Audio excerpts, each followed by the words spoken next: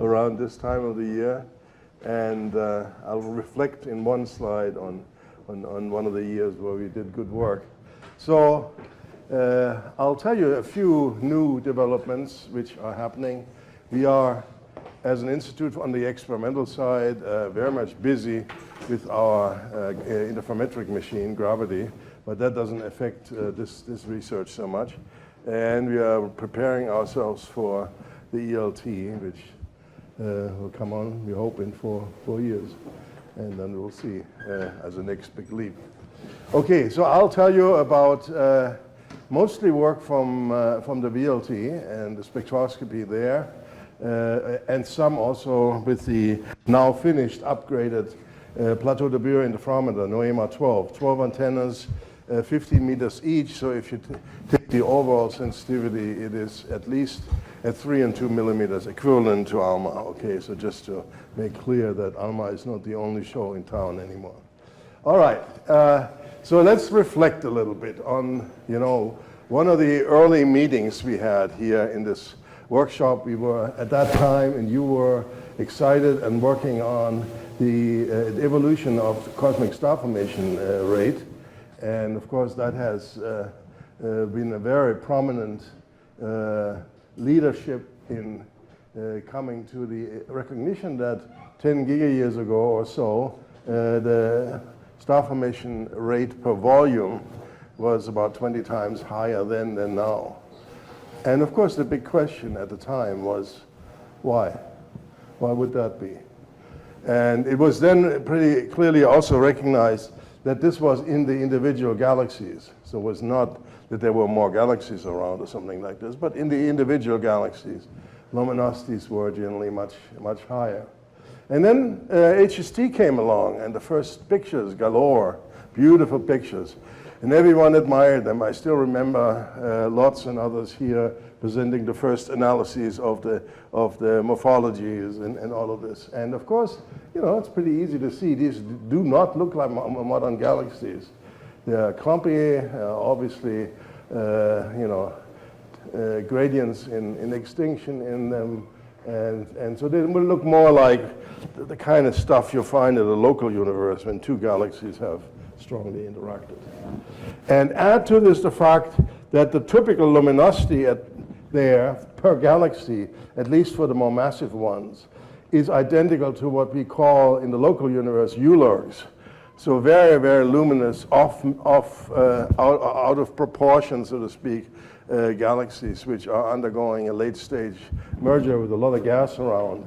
Many people at that time in the early 2000s felt, okay, well, what we're looking at here is, looks like an elephant, has the size of an elephant, probably is an elephant. That is a merger. And that seemed to fly exactly with what people felt should happen anyhow in cold dark matter universes and the upmerging of dark matter halos to bigger ones. So that obviously was sort of the situation in the around 2000, or a little later than that. And then what happened since then? Anything? Well, okay, so there's that occasion when I still remember we didn't meet here but down near the department, and Kai Neske, one of your postdocs, presented that first kind of work from Deep 2, and basically showing that there was a fairly well-defined relationship between star formation rate and stellar mass. That is actually also known through Sloan and earlier work by Rob Kennicott in the local universe, but here for the first time, obviously also at redshift 1.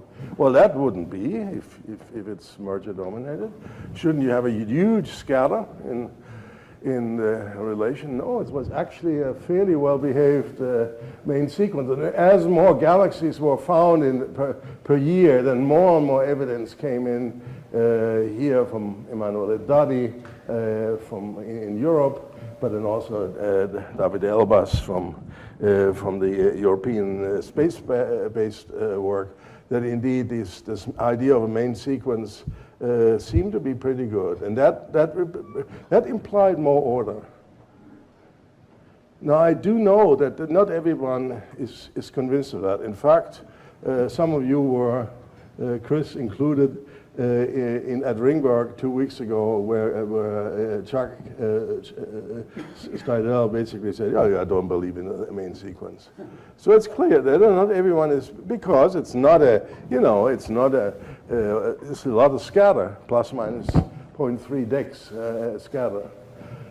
Okay, now, that order then was put into order over the next 10 years, both in terms of theory, simulations, but also observations. And basically the idea which came was that all of this can be understood by the baryon cycle or the gas regulator. Gas comes in on average from the halo, and that rate to first order is a strong function of redshift, 1 plus z to the 2.5th power or whatever. And therefore, as you go back in time, you should expect more gas to come in, actually more dark matter. But then if you assume in the simplest most form that then, some fraction of the dark matter is baryons, then actually you come to levels here which are comparable to this peak which was observed in reality. So that seemed to be a pretty good ansatz to assume it's actually directly the accretion from the halo. And indeed, this was tested out over time. And when we started to get information on the gas, the star-forming gas, the molecular gas, which Linda will talk about tomorrow, then that was confirmed. Indeed, also the molecular gas content of the universe increased by the same fraction. Whilst if it would have been, so to speak, the efficiency of star formation, which was greater than, well, then you would have expected the so-called depletion time scale to be smaller. So galaxies churn more faster through their gas. So I would say that was sort of an interesting victory. Again, not everyone believes in it. Down at Caltech, I believe, Chris, you had many good colleagues who would not believe that equilibrium picture, but overall, I would say many people said, well, that's on average. Now, of course, in reality, there are perturbations. In reality, there are minor mergers. In reality, there are satellites coming in, et cetera, et cetera. Of course, and the simulations, all the beautiful simulations show that. But on average, the picture is pretty good, I would say, to understand the overall evolution of the dark matter halos becoming larger and forming and growing, and then basically here having the largest gas reservoirs, and then as you go on toward current times, less and less gas is coming in. By the way, of course, during that time, it became clear, and Romain Davet was leading that it's not only the gas which comes from the halo, it's also the gas which actually came previously into the galaxies, but then was ejected by, say, stellar feedback. And the stellar feedback has the property of not actually ejecting or accelerating the gas to a high enough velocity to bring it out of the halo. Just it goes into the circumgalactic medium and then fountains back in. Okay, what else happened? Spectroscopy, I would say, from my perspective. Spectroscopy. I mean, we started at the VLT with the Symphony instrument in 2003.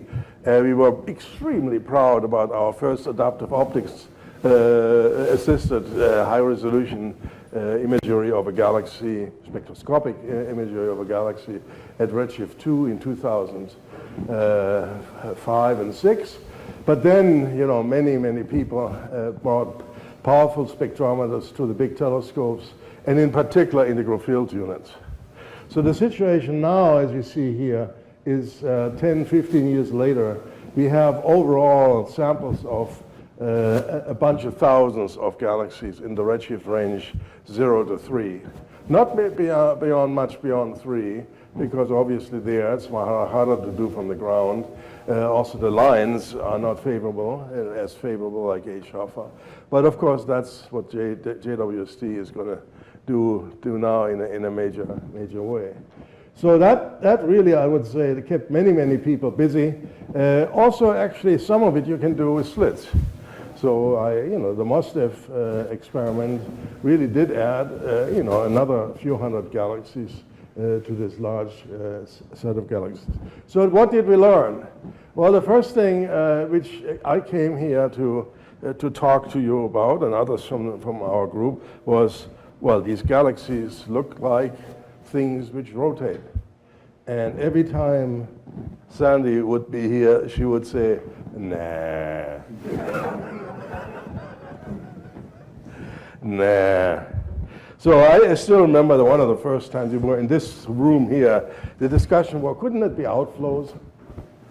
Couldn't it be outflows? Well, okay, look, we have now 4,000 outflows, which all look like rotating galaxies. Admittedly, not all are supersymmetric, but the better the data on average, actually, the better the evidence it is that it's truly rotation, at least to first order, and that's what I will talk about really mainly afterwards. The question is, what about second order? What about data deviations, and what might they be? But most people now would subscribe to this statement, at least up to the peak of the cosmic galaxy formation epoch. Greater than 70% of the main sequence galaxies are rotationally supported, albeit very turbulent. That is, there is a second component.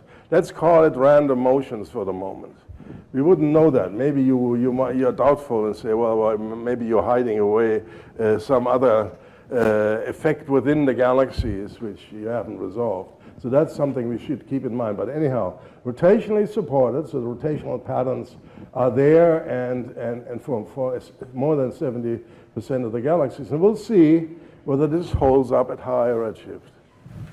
I would expect that the equilibrium picture which I've sketched, which is the basis of all of that, will probably start to break down at the higher redshifts, just because timescales are getting smaller and smaller, and more events will control the evolution. But we'll see what JWST will do. I will not make a judgment on this until I see a few hundred galaxies. So to do this on the basis of 5 over the last few weeks, I would declare innocence that I don't know. Okay, so many people have obviously worked on this, and then theoretically it became clear that at high redshift you have a different situation from low redshift. In low redshift, as Chris will explain to you, of course, you know that star formation happens from molecular gas, where molecular gas is dense, and it happens in clouds, but it happens in a given region only for a fairly short period of time. The clouds are fairly short-lived, and then they disperse again. Then they come back together and they form more stars. But it's not that in the Milky Way star formation is happening everywhere. That is different at the high redshift just because of that 1 + d to the 2.5 increase in density of the gas. That means that the pressure and the columns are at high redshift are factors of 10 to the 3 or 10 to the 4 times larger than a low redshift throughout the galaxy. And that means galaxies are globally unstable to a gravitation collapse. And that happens in the entire chain, that instability between the Jeans length, which of course we can't resolve at high redshift, all the way to the largest not rotationally stabilized scale, the tumor scale, which at high redshift, because of the high gas fractions, is large, 1 kiloparsec, instead of 50 parsecs, 100 parsecs in the local universe. So that's a big difference, and that immediately then, if you like, immediately explains you that morphology of the HST galaxies I showed you initially. It's structure formed by gravitational collapse plus extinction, of course, in those galaxies. And within these clumps, which you see in these galaxies, here they are, the Q is less than 1. So it's actually a nonlinear situation. It's not Q about 1, and surely not Q is greater than 1, like in the local universe. All right, so 1 kiloparsec instabilities and very large masses for these clumps, and that has consequences because now you get effects like dynamic of friction, viscous effects, so to speak, deviations from axial symmetry, helping you to bring material into the center and lose angular momentum. And that was actually fairly clear already in the late 90s with this nice paper by Noguchi and then Emily and Gerhard and Bourneau and others, that this might be happening. If you do that, then you would expect, and come back to this, very large inflow rates, because the viscous timescale, dynamic of friction timescale, goes like V over sigma, sigma being the dispersion squared. Since sigma is significantly larger at high redshift by factors of, say, 5, that number is 25 times smaller than in the local universe. So things can go very, very quickly. Okay, so let's talk about these velocity dispersions. The high redshift community generally agrees on the story. Not all of them, but some. Most, I would say. And the story is that on average, the primary parameter you can measure as being responsible for a change is redshift, but very slowly. So this is a linear increase from, as I said, about 10 or so kilometers per second, a little below 10 in the local universe to maybe 50 kilometers per second on average. Now I'm showing you here, these are averages typically of 100 galaxies. So if you actually would show the entire spread, you will see that, you know, the chances are that, you know, if you go to redshift 3, you will find a galaxy which looks like the Milky Way in terms of velocity dispersion. So again, please, colleagues, one fly does not make summer, or one swallow does not make summer. You really have to understand. And in this paper by Hannah Übler, basically, we've looked for other parameters, and we have not yet believably found any. There are some dependencies on offset of the main sequence and so forth. And surely, when you go way above the main sequence, and that's known from the merger story, then you get large velocity dispersions. But at least I have to say I do not know whether there are, what the second parameter is. I speculate that the second parameter is just time fluctuation of the accretion into the galaxies. This is all the sort of the bubbling, the satellites brought in, etc., which then basically elevate the dispersion for some time, and it dies down as the star formation rate. But we are uncertain of that. But please, just because there's one redshift 7 galaxy which happens in one analysis to show 10 kilometers per second dispersion, does not mean that what 100 people have done for 10 years is wrong. Okay, that's good to keep in mind. Now, what causes this dispersion? Of course, the initial gut reaction, jerk reaction, is feedback.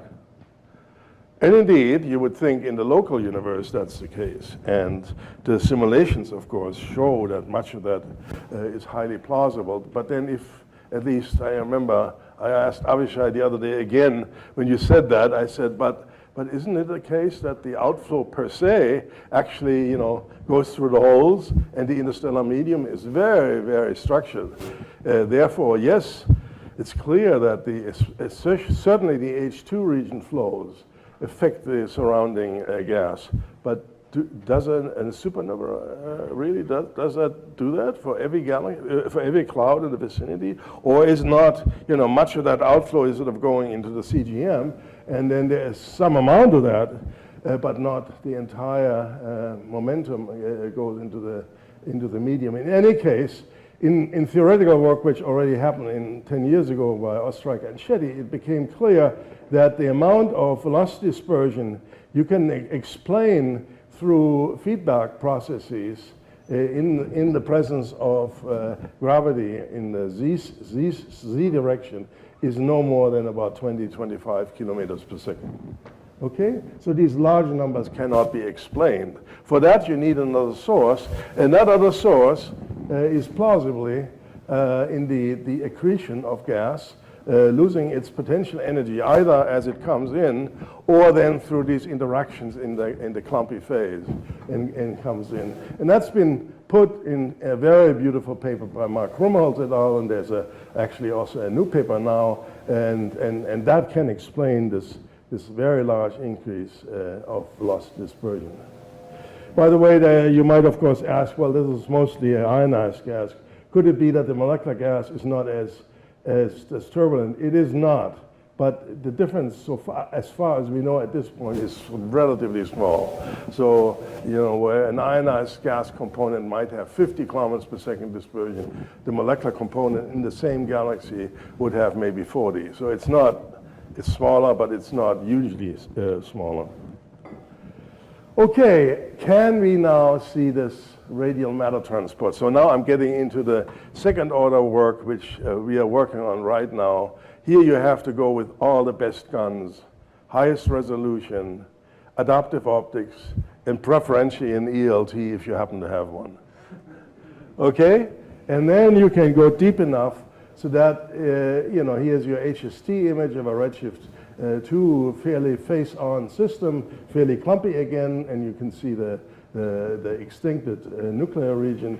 Very massive galaxy, moderate amount of star formation rate, so this is actually a little below the main sequence, but a high mass.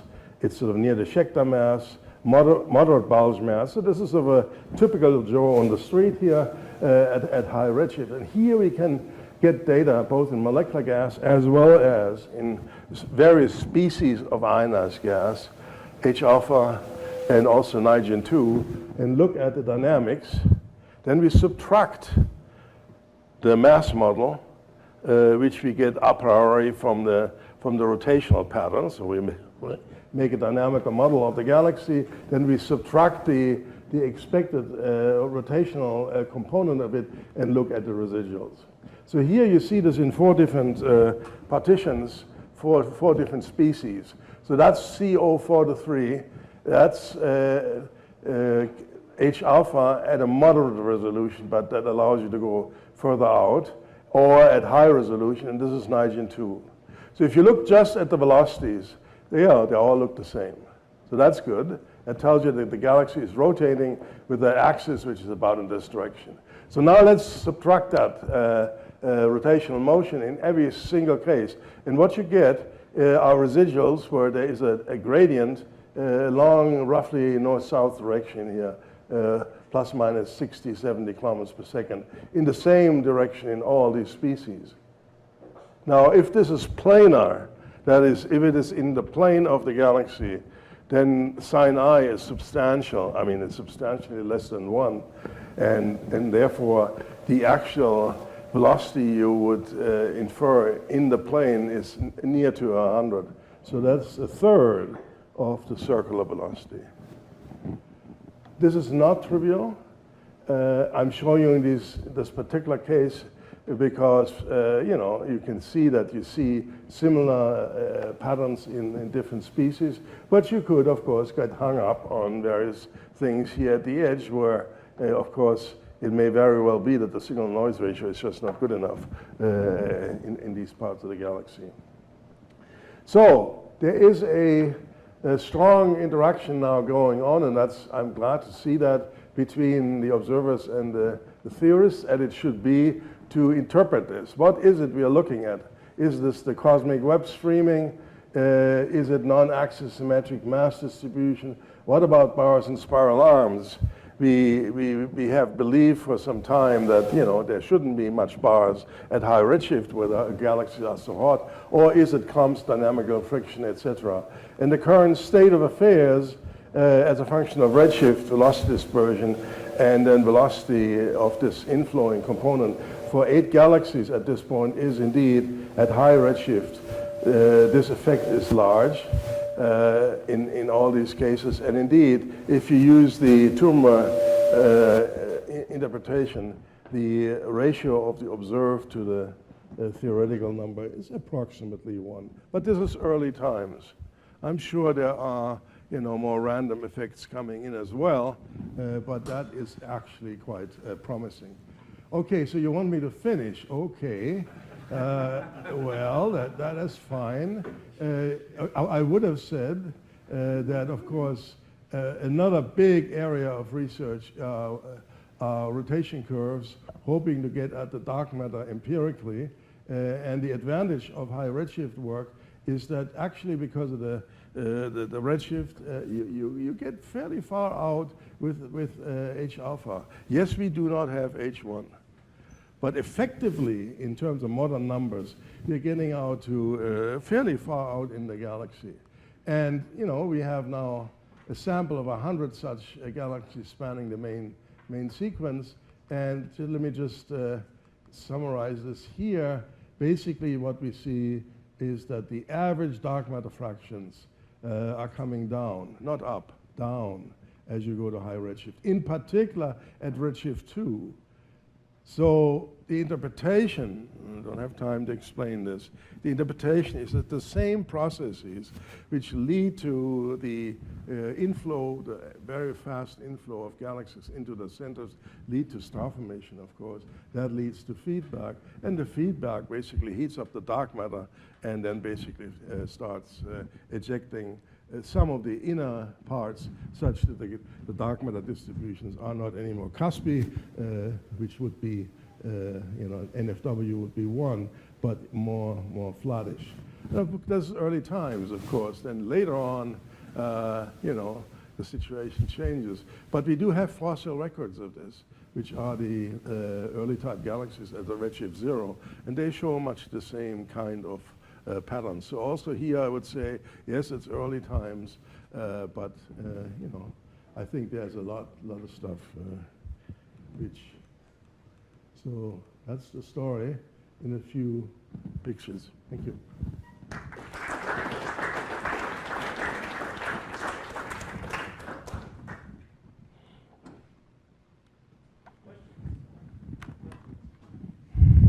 Questions?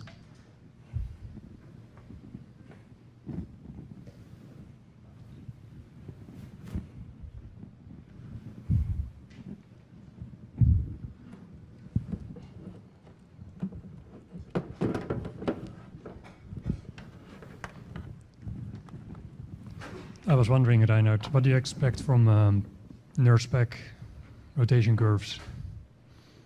From JWST? Yeah. We'll see. We'll see. It depends very much on whether these biggish facilities are willing to invest the time. With ALMA, we have seen that they have not. So I would have to say the record of ALMA on extragalactic work in detail is poor. Not because ALMA isn't working, but because the powers to have decided not to spend more than 30 minutes per target, and you have to. Even with the JWST, if you want to get to that kind of a precision, because I mean, this is a 6.5 meter telescope after all only, so to speak. So you have to. And you need the high resolution, probably. You need the high resolution. In fact, this is where I would say, let's not make it up on the JWST. JWST undoubtedly will do many great things at the highest redshifts. I would say what we want to do is to get below the tumor scale to resolve the structures there, and for that you need an ELT. That's very clear. Hi. Thanks very much for this really beautiful presentation. I wonder, the radial velocity measurements that you have, there's no reason to assume that those velocities are tied to clumps or other features in the galaxy themselves. I'm supposed to interpret that as smooth gas inflow of material kind of in between clumps? Yeah, Neil, this is not easy to answer. Okay, because after all, you're looking at now the second order, and so that's where nasty stuff can happen, and how well do you know the beam outside of the full width have maximum and so forth. So I wouldn't, I would not be able to distinguish what can we see clumps moving versus the overall medium. But we do have, and I still remember this, having shown this probably 15 years ago when we had one of our first adaptive optics data with a galaxy which was very, very clumpy. So we subtracted then also already the model away to look at remnant velocity structure in the clump, and there was none. So we have not seen, for instance, any collapsing motion.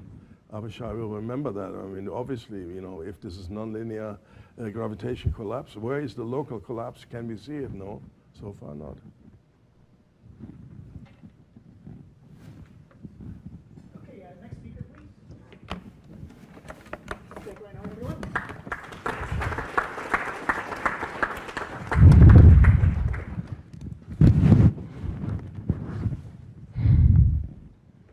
Oh, you have to remove my power here.